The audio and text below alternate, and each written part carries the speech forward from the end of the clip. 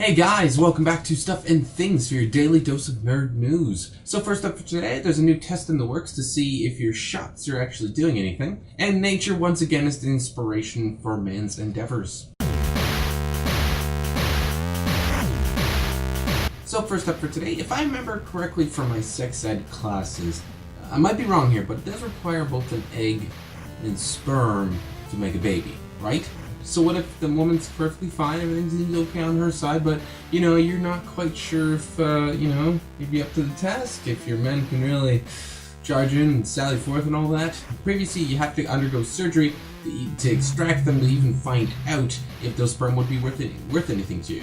Well, Dr. Keith Jarvie of Canada has come up with a new test to find out if your men are actually, up to the task without requiring any sort of surgery. His test looks for two biomarkers that will be able to tell whether any sort of intravenous fertilization will actually be useful in your particular case without the need to, biopsy into your testicles. Because that just doesn't sound like fun. I mean, eventually that's what you'd probably end up having to do the whole fertilization, but at least it wouldn't be wasted.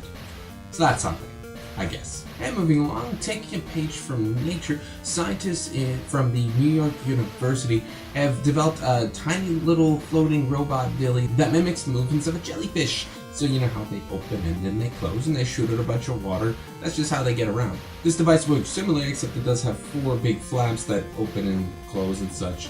And then since air operates basically as a liquid, if you're looking at the actual fluid dynamics of it, it just goes boop and the air shoots out and it stays aloft. Just going like this. Unlike other designs that other researchers come up with, like getting a bee or a honeybird or something weird like that, this doesn't require any sort of sophisticated software to detect the exact wind direction and velocity. The crudeness of the design actually serves in its favor. It really doesn't require any additional adjustments. It just does its thing, and because the way the design works, it's self-correcting.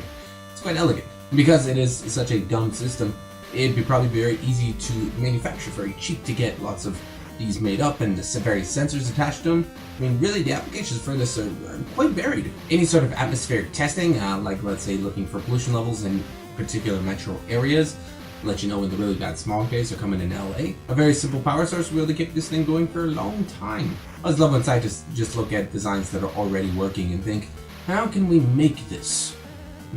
Guys, that'll be it for me today, and I'd really love to know from you what you would use those little robots for. Little jellyfish robots of terror, or would your robots bring peace? Let me know in the comments down below what you do with them. And of course, if you like what you've seen, do not forget to hit the like and subscribe buttons wherever they happen to be, and we'll check you in the next video.